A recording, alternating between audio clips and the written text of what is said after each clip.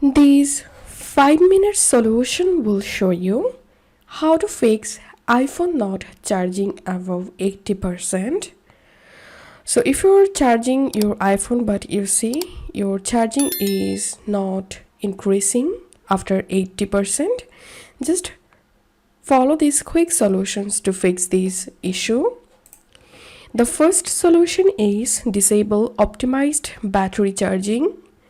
Go to settings, scroll down, tap on battery health, and disable optimized battery charging.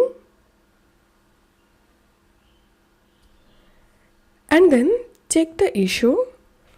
And the second solution is turn on airplane mode for 10 minutes. Now turn off your iPhone and plug in your charger and charge your iPhone. After 10 minutes, turn on your iPhone, disable airplane mode, and you will see your iPhone not charging above 80% problem has been solved. So that's how we can do it.